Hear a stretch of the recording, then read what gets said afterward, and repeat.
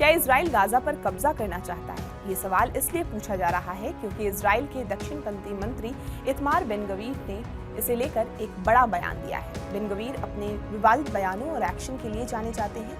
कभी वो अल अक्सा मस्जिद के परिसर के समर्थकों के साथ घुस जाते हैं तो कभी वो इजराइल के कब्जे वाले वेस्ट बैंक पर फिलिस्तीनियों से ज्यादा अपना अधिकार बताते हैं। बेन गवीर के विवादित बयानों और एक्शन की वजह से ही ब्रिटेन में उन पर प्रतिबंध लगाने की भी तैयारी चल रही है। ताजा विवाद का कारण बेन गवीर के गाजा पर कब्जे से जुड़े हुए बयान को बताया जा रहा है। 21 अक्टूबर को एक इजराइल की सत्ताधारी पार्टी की ओर से सेटलमेंट कॉन्फ्रेंस का आयोजन किया गया था, जहां बेन गवीर ने गाजा को फिलिस्तीनियों से खाली करने की बात कही।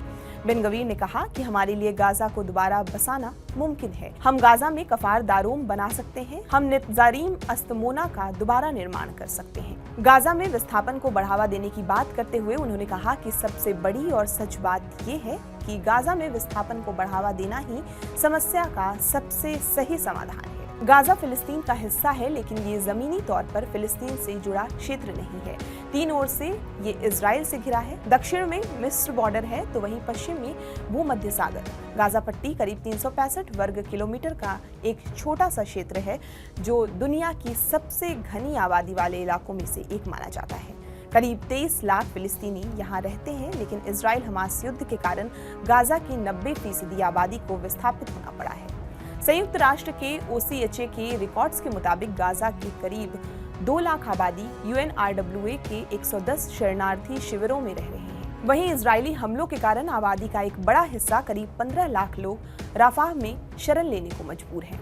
इजराइल की स्थापना के बाद से बड़ी संख्या में फिलिस्तीनियों को अपना घर छोड़ना पड़ा। 1948 में जब इजराइल अस्तित्व में आया तब करीब 7 लाख से ज्यादा लोग विस्थापित हुए थे। वहीं 1967 में मिस्र, सीरिया और जॉर्डन ने मिलकर इजराइल पर हमला कर दिया।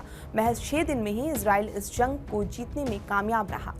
इस युद्ध के दौरान करीब 3 लाख फिलिस्तीनियों को विस्थापित होना पड़ा। विस्थापन की इस त्रासदी को फिलिस्तीन लोग अरबी में नकबा कहते हैं। इजराइल ने जब 8 अक्टूबर को हमास के अटैक के जवाब में गाजा पर हमले शुरू किए थे, तब आशंका जताई जा रही थी कि इस युद्ध के चलते गाजा में एक बहुत बड़ी आबादी को विस्थापित होना पड़ेगा। आपको ये पूरी जानकारी कैसी लगी हमें कमेंट करके जरूर बताएं और देश दुनिया की तमाम खबरों के लिए आप हमारे साथ बने रहें और देखते रहें TV9 डिजिटल।